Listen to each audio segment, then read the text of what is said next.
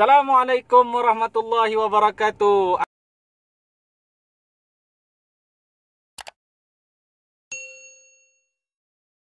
Assalamualaikum warahmatullahi wabarakatuh. Alhamdulillah, berjumpa kita sekali lagi dalam siri pembelajaran pendidikan Islam secara online. InsyaAllah hari ini kita akan meneruskan pembelajaran kita di bawah tajuk Taati Pemimpin. Penonton dan murid-murid yang dirahmati Allah sekalian, hari ini kita bercakap tentang taati pemimpin. Siapa dia pemimpin? Cuba lihat di sebelah kiri. Ya, beliau ialah Perdana Menteri Malaysia, pemimpin bagi kerajaan pada tahun 2020 ini. Baik, sebelum kita bermula, kita dengarkan satu hadis Nabi sallallahu alaihi wasallam. Hadis Nabi sallallahu alaihi wasallam an Abdullah radhiyallahu anhu anin Nabi sallallahu alaihi wasallam qala as-sam'u wat-ta'atu 'alal mar'il muslimi fima ahabba wa kariha ma lam yu'mar bima'siyatin fa idza umira bima'siyatin fala sam'a wala ta'ata. Maksudnya, mendengar dan mentaati pemerintah adalah wajib bagi setiap Muslim, sama ada dalam perkara yang disukai ataupun yang tidak disukai, selagi tidak diperintahkan melakukan maksiat. Jika dia diperintahkan melakukan kemaksiatan, maka tidaklah wajib dia mendengar dan mentaati. Hadis Nabi sallallahu alaihi wasallam. Baik, apakah yang dimaksudkan dengan pemimpin? Sebelum kita nak taat, kita kena faham apa itu pemimpin dan siapa dia pemimpin. Maksud pemimpin ialah orang yang bertanggungjawab. Orang yang bertanggungjawab memimpin sesebuah kumpulan, persatuan ataupun negara. Itu maksud pemimpin. Jadi, kita tengok daripada skop yang paling kecil. Yang pertama, kita semua adalah pemimpin. Kita semua adalah pemimpin. Sebab apa? Kita adalah pemimpin pada diri kita sendiri. Kita yang akan memacu kehidupan kita, sama ada untuk memilih yang baik ataupun yang buruk. Harap-harapnya kita sentiasalah memilih yang baik. Sebab apa? Pemimpin yang baik, dia nak membawa anak-anak pimpinan dia ke arah yang baik. Begitulah kita. Jadi, yang pertama, kita merupakan pemimpin diri sendiri. Dan kita, kalau lelaki, dia memimpin keluarga. Kita memimpin keluarga kita. Baik, itu yang pertama. Yang kedua, pimpinan yang besar sikit, kita tengok pemimpin masyarakat ataupun yang paling kurang sikit, pimpinan di sekolah. Di sekolah, ada organisasinya sendiri. Siapa yang paling tinggi? Guru besar bagi sekolah. Masuk kelas, guru kelas. Guru kelas tak ada, ketua kelas. Semua itu adalah pemimpin. Dan yang skop yang besar sikit adalah pimpinan negara atau pemimpin negara. Siapa dia? Yang di-Pertuan Agong. Di bawahnya siapa? Perdana Menteri dan seterusnya ke bawah. Itu yang dimaksudkan dengan pemimpin. Baik, sekarang kita nak bercakap tentang cara mentaati pemimpin. Kita dah kenal siapa pemimpin. Jadi ada beberapa cara untuk kita mentaati mereka. Yang pertama, patuhi dalam perkara kebaikan. Apa-apa perkara kebaikan yang pemimpin kita suruh kita taat, kita perlu dengar cakap mereka. Contohnya dalam situasi PKP baru-baru ini, kita diminta untuk tidak keluar rumah. Jadi menjadi kewajipan kita mengikut arahan pemimpin. Kalau kita tak ikut, kita sendiri ditimpa musibah. Nampak? Mudah bukan? Yang kedua, bersopan dan tidak meninggikan suara ketika berbicara dengan mereka. Kita dah tahu mereka pimpinan. Jadi, kita hendaklah bercakap dengan sopan. Jangan kita cakap sembarang sahaja. Kan? Sebab mereka adalah pemimpin. Dan yang ketiga, bekerjasama dalam memberi sokongan kepada usaha kebaikan. Apa-apa perkara yang pemimpin kita suruh, tak kira pemimpin negara, pemimpin sekolah, guru kelas atau ketua kelas, suruh kita buat perkara kebaikan, kita sebagai orang Islam hendaklah memberi sokongan. Jangan pula kita yang membantah perkara kebaikan. Contohnya, ketua kelas suruh bersihkan kelas mengikut jadual kelas. Jadi kita sebagai murid di dalam kelas, menjadi tanggungjawab kita untuk membersihkan kelas mengikut jadual. Jangan pula kita kata, tak nak buat dan sebagainya. Itu menjadi kewajipan kita mengikut arahan ketua kelas. Walaupun ketua kelas itu adalah lantikan daripada guru kelas. Baik, cara mentaati pemimpin yang keempat ialah dengan menasihati mereka dengan cara yang baik. Bagaimana cara yang baik?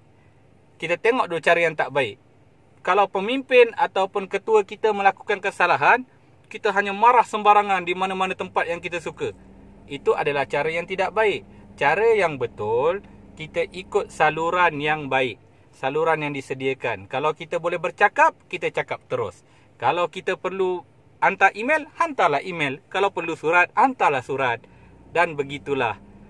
Yang kelima, sentiasa mendoakan kebaikan pemimpin. Hari ini kita buat juga dalam solat Jumaat, ada dalam khutbah kita mendoakan pimpinan yang di Pertuan Agong, pemimpin-pemimpin negeri, begitulah. Dan yang terakhir, menghargai jasa mereka. Mereka penat jadi pemimpin walaupun ketua kelas. Sebab itu, kita menghargai jasa ketua-ketua kelas. Kita bagi sijil, bagi hadiah. Sebab apa? Penat mereka buat kerja. Baik, sekarang kita masuk kepada kepentingan mentaati pemimpin. Yang pertama, disegani negara luar. Ya, kita lihat baru-baru ini perintah PKP dan dilaksanakan dengan baik oleh rakyat negara kita. Dan apa hasilnya? Kadar berjangkit semakin menurun. Dan banyak daripada luar negara kita dengar kata-kata yang memuji Malaysia dan rakyatnya. Yang kedua, mencapai wawasan negara. Setiap negara ada hala tujunya. Kalau semua rakyat ikut dan patuh kepada pimpinan dan bekerjasama, insya-Allah kita akan mencapai satu hala tuju negara ataupun kelas yang baik ataupun kepada keluarga yang baik. Yang ketiga, bila kita mentaati pemimpin, dia akan menjamin keamanan. Yang keempat, dapat mengembangkan syiar Islam. Sebab apa? Islam menuntut kita mentaati pimpinan. Orang bukan Islam akan lihat apa itu keindahan Islam. Yang kelima, memantapkan keimanan kepada Allah Subhanahu Wa Taala. Dan yang keenam, mendapat keredaan Allah Subhanahu Wa Taala. Seterusnya, kita lihat kepada akibat kalau kita tidak mentaati pemimpin atau ketua. Kita lihat daripada skop yang paling kecil, iaitu di sekolah. Kalau murid tidak mentaati pemimpin atau tak mengikut kata-kata guru, ketua kelas dan sebagainya, yang pertama akan diambil tindakan disiplin. Yang kedua, akan dibenci oleh rakan. Yang ketiga, vandalisme berleluasa. Kalau dah semua murid tak nak ikut kata guru atau ketua kelas atau guru besar dan sebagainya, itulah benda-benda yang akan berlaku. Kalau pula pengguna jalan raya tidak mengikut arahan ataupun larangan pimpinan, apa yang akan terjadi? Yang pertama, akan menyebabkan kemalangan. Yang kedua, menyusahkan pengguna lain. Kita dah kata signal guna untuk masuk ke kiri atau ke kanan. Ini dia guna tangan. Bila guna tangan dalam kereta, mana pengguna jalan raya yang lain nampak? Itu adalah salah satu keengganan dan tidak mengikut arahan pemimpin. Yang ketiga, mereka akan dikenakan undang-undang. Bila tidak mengikut peraturan, akan kena saman, kompaun dan sebagainya. Kita juga balik yang susah. Dan seterusnya, akibat yang lebih besar lagi, kalau sesebuah negara rakyatnya tidak mengikut atau mentaati pemimpin, yang pertama, negara huru-hara dan kacau bilau. Yang kedua, akan terjadinya rosak harta benda. Yang ketiga, imej negara akan nampak buruk. Kalau dari segi kekeluargaan pula, anak-anak tidak mengikut kata ibu bapa sebagai ketua, yang pertama dah tentulah ibu bapa akan rasa sedih. Mana ada ibu bapa yang gembira bila anak-anaknya melawan kata-kata ibu bapa? Yang kedua, hidup kurang ataupun tidak bahagia. Kerana apa? Bila ayah memberi arahan, anak engkar, dan apabila anak meninggikan suara, ayah akan sedih. Begitulah keadaannya. Seterusnya, akibat tidak mentaati pemimpin yang skop lagi besar. Yang pertama, merendahkan maruah diri. Kan? Orang yang baik adalah orang yang taat pada tempat yang betul. Yang kedua, tiada keberkatan hidup. Hidup dia melawan, engkar. Orang lurus, dia patah ke belakang. Jadi kurang keberkatan. Dan yang ketiga, yang paling besar ialah mendapat kemurkaan Allah. Kita tak naklah ni kemurkaan Allah. Harap dijauhkan daripada kita semua, insya-Allah. Baik, kita dah dengar tadi daripada awal hadis Nabi tentang pemimpin.